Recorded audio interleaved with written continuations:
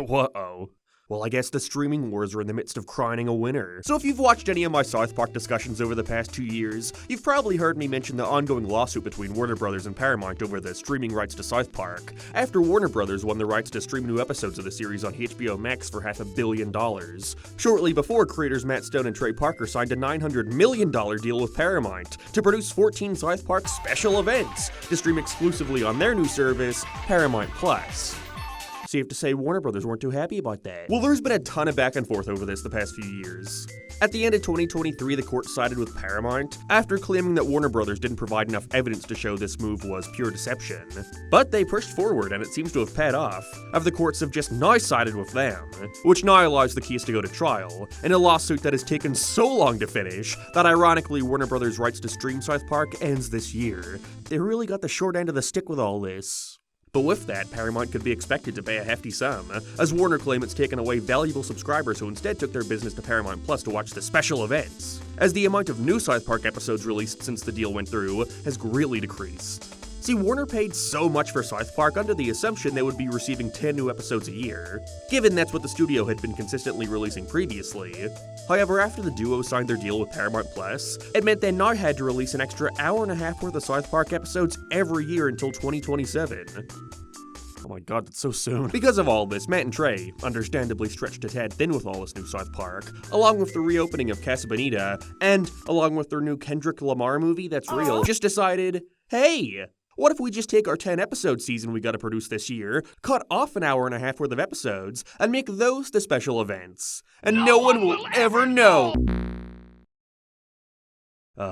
Maybe you guys shouldn't have made a whole two-parter making fun of Warner Bros. For wasting their money on this. So if you make an exclusive deal with a streaming service, you can't make an exclusive deal with another streaming service, can you? Also, you may have noticed, given we are reaching the end of that contract, but we never ended up getting those 2 special events per year, did we? Don't get me wrong, things started strong with a consistent release. But as of recent, South Park has gone quiet altogether. There weren't any new episodes throughout the entirety of 2024. All we did end up receiving was a single special that is almost a year old at this point. Along with that crappy snow game, I guess? Now, this is not to imply that Matt and Trey have gotten lazy with South Park, not at all. I imagine they would be releasing the episodes if it weren't for all this. As with the trial going on longer and longer, it being way more up in the air as to who's gonna win, I'm sure they're just sat there asking the most reasonable question. Where do we release this stuff to? Do they just play ignorant, continue releasing episodes to Warner and specials to Paramount? Or would that just dig the hole even further?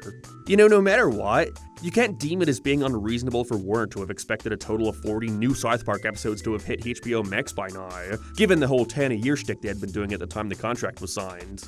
You want to know how many they've gotten out so far out of the expected 40? 12.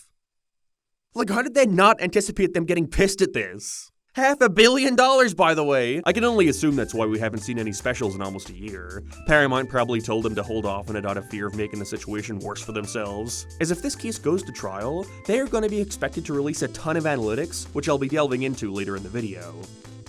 Subscribe, by the way. Alright, to get this out of the way now before going further into this, I am not a lawyer. Anything I'm saying is just the opinion of some random guy on the internet. God, I hope that works. Okay, sweet. So, like, Paramount's gonna lose this, right? We can all agree on that? You know, to drop all the who's gonna win stuff. Let's be real. Paramount knew what they were doing and undoubtedly used this whole special event shit to try and make the best out of giving away South Park's streaming rights. That's understandable to be upset about it, especially when your own newly launched streaming service has been floundering so badly and could desperately use a show like South Park to bump up subscriber numbers. But at the end of the day, that's kind of on Viacom for not having the foresight to want to keep the show in case they wanted to use it for their own service. At that point, the rational move would have been to let Matt and Trey continue making episodes for HBO Max and then move it all to Paramount Plus in 2025. That's sort of the situation you've put yourself in, you know, you accepted $500 million for it. It was obvious from the start to anyone paying attention why they struck this special event deal, and it wasn't to give the fans a series of high-quality South Park movies to enjoy. It was purely to boost the subscriber count to Paramount Plus, which sucked for casual South Park fans who couldn't keep up with what was happening. I'm sure all they knew was that sometimes they'd get a couple episodes on HBO Max, and then occasionally a special would pop up on Paramount. Better subscribe to 2 streaming services, you know, if you want to enjoy all this new South Park content. Oh boy. Being a consumer rocks! Worst part is they can't really give much of a defense here, can they? All they can realistically do is plead ignorance. We didn't know our special events infringed on any prior agreement. We just thought it was a really, really, really good idea all of a sudden. It's not an episode, it's a special event. They're legally distinct. Right? Which, technically is correct, but depending on the damages Warner Brothers claim happened as a result of this, that may not be a good enough excuse in the court's eyes, which will only be made more apparent once the analytics come out.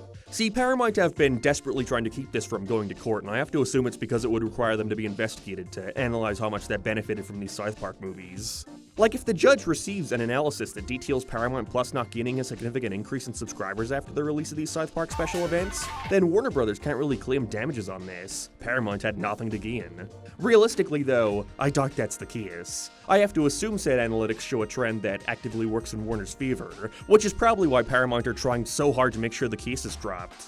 Like, let's be real, who the fuck has a Paramount Plus subscription? I don't, thought you do. I just borrow a friend's and that's only to watch South Park. And I can't imagine I'm alone on that, unless you pirate it or something, that works too. Viacom are in a lose-lose situation.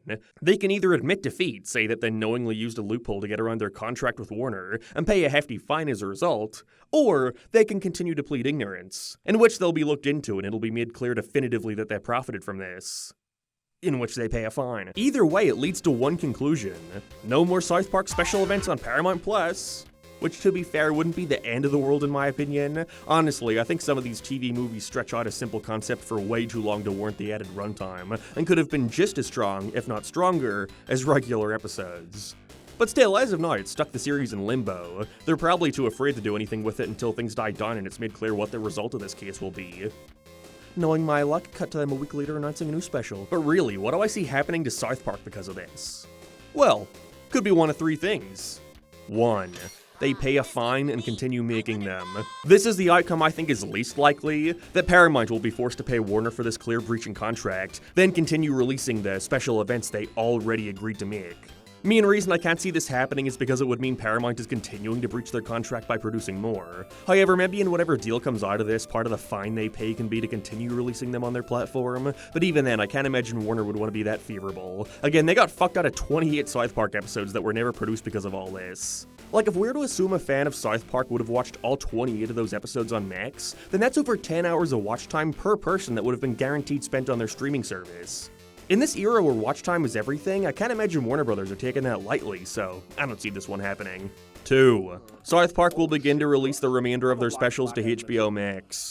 The contract that Matt and Trey signed mentions creating specials specifically for Paramount Plus, so if they were forced to stop, I'm curious if the ones already produced on top of the remaining 7 will just get dumped onto Max, or if they'll just get cancelled outright. If so, then wow, what a colossal waste of money on Viacom's part. I can't imagine the two of them were paid all of that $900 million up front. More than likely, each special came with its own price tag, and so they were being paid as they got made. But then I have to wonder how Matt and Trey would react to the news that they aren't getting paid a large amount of money that they already agreed to accept. Those restaurant renovations don't pay for themselves. I could see this outcome happening, but there's one final result of all this that I think is most likely. 3. The remaining special events will be cancelled, if not put on hold. I could easily see either of these happening because of all this. Paramount quietly cancels the final 7 South Park specials and hope they can put this whole ordeal behind them. If not, like I said before, Warner's contract expires this year. Who's to say Paramount aren't just waiting until then so they can start them back up? Finish out the specials knowing there's no chance of pissing off any other companies, since they'll once again be within their right to do so. The only thing I think could come in the way of that is, well, they only made this agreement to get around the fact that new episodes were being put on a rival streaming service. If there's no longer a rival getting the regular South Park episodes, then why not just go back to making regular South Park episodes? What's to say they don't just get Matt and Trey to go back to the 10-episode a season format that was working just fine for years? At the time, the news of these 14 South Park movies was exciting, but honestly, in retrospect, it's made following along with the show a mess. I'm ready for them to go back to what worked before, and no longer being forced into coming up with 2 ideas per year which they think can be stretched out to 45 minutes. But no matter which of these 3 outcomes happen, I think at the end of the day we can all agree, what a glorious waste of time. I mean, like I've been saying, Warner's exclusivity runs out this year. The entire show will be going back to Paramount Plus until they inevitably go out of business and it goes back to bidding out their shows to another streaming service again, and which I can only assume Warner Brothers will stay extremely clear from. In retrospect, it all comes off so short-sighted on Viacom's part, not only selling the streaming rights shortly before the launch of their own service, but also in just not admitting they fucked up and waiting for the rights to go back to them. They could have avoided this entire mess and it would have been over by now.